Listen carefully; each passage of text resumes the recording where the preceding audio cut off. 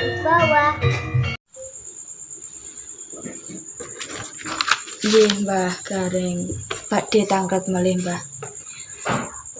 Kangge ngobati anak nakal supados nurut kalih tiyang sepuh niku pripun, Mbah, caranipun menawi enten dongane napa pripun, Mbah? Oh, putra sing intine dipun aturi kalih bapak utawi ibu mboten manut. Ngoten nggih, Mbak nggih. Nggih, leres ngoten nggih. niku. Niku kedah pirsa dina laire. Upama laire kados setupon. Nggih, Setune pinten, Mbak? 9, Mbah. Nggih. Pone pinten? 7. Lah kedah mawi jarak niku ngagem jajan pasar. Terus ngagem sego bucu setunggal, jenenge abang setunggal, jenang putih setunggal. Niku nek saged yang sepuh kekalih mangke pas apitan weton niku kedah tiyang kalih-kalih pun tiyang sepuh kedah poso Jawa apitan. Nek kula pribadi ngoten saged saras utawi saged mantun anggelipun nyadang nakal peputra kala wau, Mbak. Oh, lah niku enten dongane napa mboten, Mbah? Nek masalah bab donga lan donga niku kepercayaan, nek kirang jelas kula kenging ngaturi ugi kersa. Nanging sedaya nek pun enten keputusan wonten raos utawi manah penggalih niku saking tekad supados putra wau saged walaya saking nakale sami mawon, Mbak. Oh, nggih, Mbah. Terus niku, Mbah, kangge magri griya supados boten kena barang sing boten sae ngoten niku to, Mbah? Niku ngagem napa, Mbah? Nek magri griya mbok griya niku griya tinggalan leluhur utawi griya angsalipun mundi kiyambak utawi ndamel niku nek kula pribadi sepindah kedah nggadhahi japa mantra utawi ilmu kalih mungkin saged nyuwun pitulungan utawi manembah kalih danyang desane sedaya diaturi mangke diwujudke persyaratan dilakoni niku saged diubengi arah ngiwa wonten dalem wau diparingi sarengat sedaya lepas saking penyandang utawi cobaane jin setan. Oh, nggih. Niku syariate napa, Mbah? Syariate beda-beda soale ngeten, Mbak. Sedaya desa niku mawi danyang kiyambak-kiyambak. Boten saged sami. Oh, nggih. Berarti tergantung panyuwune danyange nggih. Nggih, wonten sing nyuwuni sate, kadang-kadang nggih wonten. Kadang-kadang sing nyuwuni jagung bakaran nggih wonten. Soale kula ngendikan enten ingkang mriki panyuwune ugi mekaten nggih dipun lampahi. Oh, nggih. Terus ngoten niku kan enten, Mbah, griya utawi warung utawi toko. Lah niku padahal enten, Mbah, tapi tiang ningali niku mboten enten. Lah ngoten niku caranipun pripun, Mbah? Nggih, matur suwun, Mbak. Niku ngeten. Dos enten arahan toko niku toko tumbas, toko tinggalan, toko sangka leluhur, benten-benten, Mbak. Oh, nggih. Boten saged sami. Umpami tokone niku tinggalan, Mbah. Tinggalan kudu saged manembah utawi tinggalan wau dipun uri-uri ateges upami tinggalan wau ingkang maringi sampun sowan mring ayunan utawi kapundhut kedah enten hajat utawi wonten makom niku intine nyuwun sabab pandonga utawa nyekar nek kula pribadi nek kagem Islam sakmenika intine napa Mbak njaroh napa-napa Nggih, ziarah, Mbah. nggih niku nek sakmenika nek kula pribadi nyekar. Oh, nggih. Nyuwun idi pangestu mangke saged babar kebuka dipirsani mboten napa-napa. Oh, nggih. Tapi nek tumbasan kadang-kadang ingkang sadi awel isih nggo iman ngene ngono kadang-kadang iso disaringati utawa saged ketutup. Beda-beda, Mbak. Oh, Lah ngoten niku mboten niku Mbah, kan biasane enten to Mbah. Persaingan perdagangan Mbah. Lah ngoten niku terus mungkin dipadoske napa-napa ben supados warung niku mboten ketingal ngoten niku Mbah. Nggih, wonten sing kula lampahi ugi Mbak. Mboten sepindah mboten ping kalih wong salwasul kula kepanggih ingkang usaha persaingan. Persyaratan niku kathah sanget Mbak tumrap kula. Kangge buka nikune melih nggih Mbah iki. Nggih, kagem buka niku intine nek kula pribadi niku intine ruwah rasul.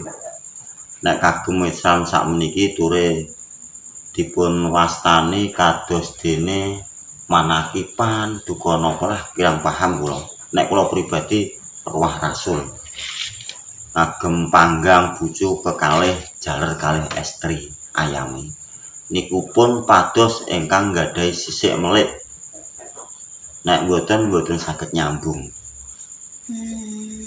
Nggih. Lah ngoten niku kan pirang-pirang Mbah saged diobati lah Mbah intine.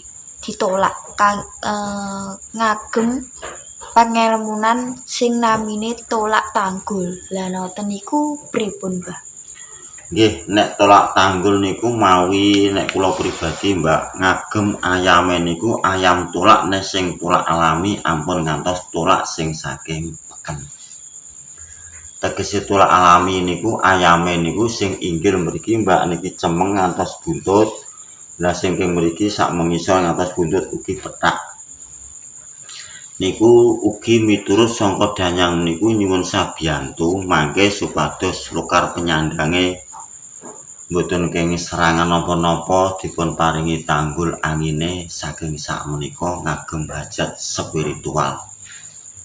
Wancine kirang langkung nek siang nggih jam 12, nek dalu ugi jam 12 ngagem menyan dupa. Nggih, siap. Mbah Dani, Mbah Gareng gaul. Oh, nggih. Berarti mangke nak enten sedulur-sedulur napa sederek-sederek ingkang gadah musibah ngoten niku Mbah Gareng siap nggih Mbah nggih. Siap mawon Mbak sing pun kula lampahi nggih sampun kula tindake laku. Nggih Mbah. Lah ngoten niku Mbah, nuwun sewu nggih. Kok saged Mbah? Mboten ketinggal kaya griya terus toko ngoten niku kok mboten ketinggal niku enten barang gaib ingkang nutupi napa pripun Mbah? Niku werni kalih Mbak, kadang-kadang ketutup barang gaib saged ugi. Kadang-kadang ketutup sing antarane persaingan nggih saged kantun ningali silsilah wonten ingkang kagungan hak toko kala wau. Nek kula pribadi siap. Oh, berarti ngoten niku ditingali riyen nggih Mbah nggih. Injih Mbak, mboten sami. Nggih Mbah. Sakniki Mbah Gareng kan tiyang urip kan niku tujuane ing donya niku kan kepengin sugih nggih Mbah.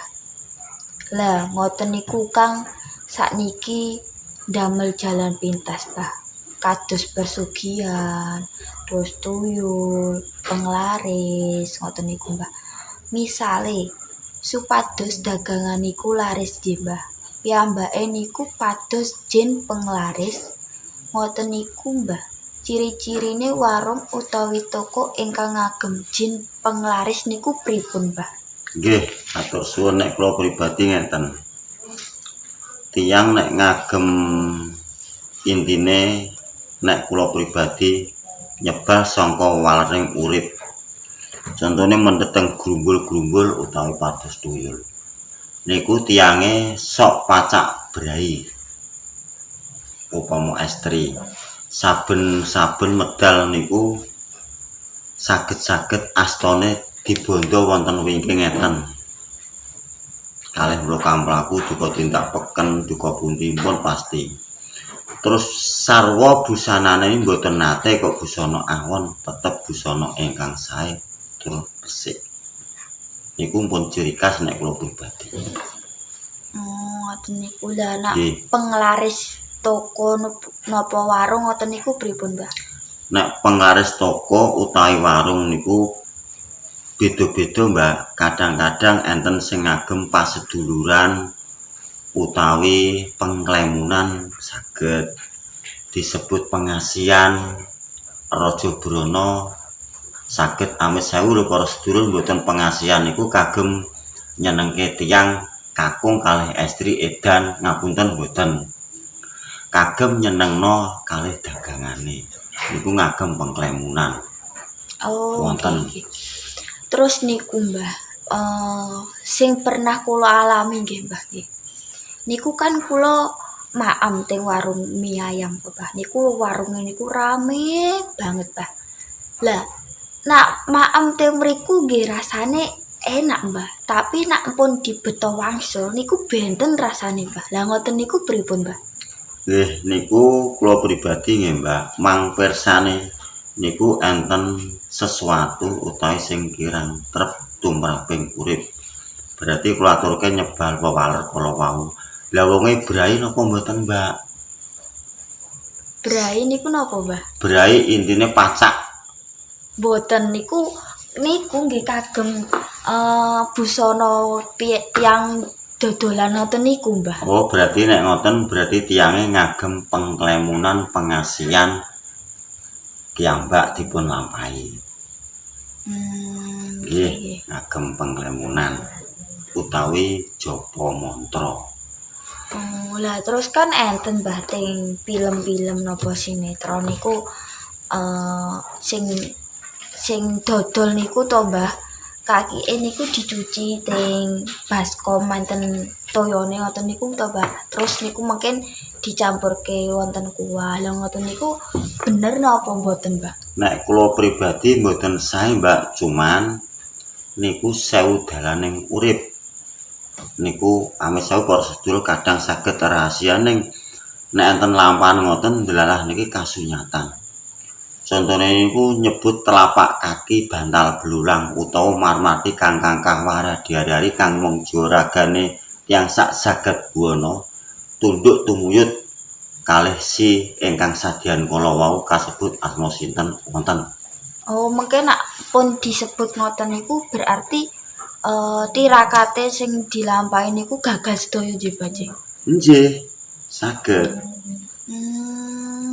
Nggih soalnya kan niku kan enten, Mbah, teng film-film. Nggih kula pertama mikir wonten pas kula tumbas mie ayam niku nggih napa niki kuwahe napa dicampur kalih napa pripun. Nggih, kadang wonten, Mbak. Nggih, ngoten niku wau.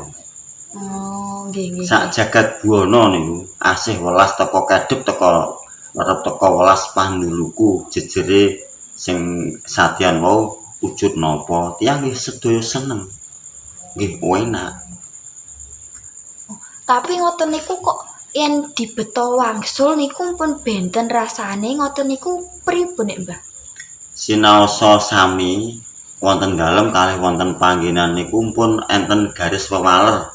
Nek medal saking kalangane sadyan wau niku berarti otomatis mun boten wonten sambung rakete utawi aurane.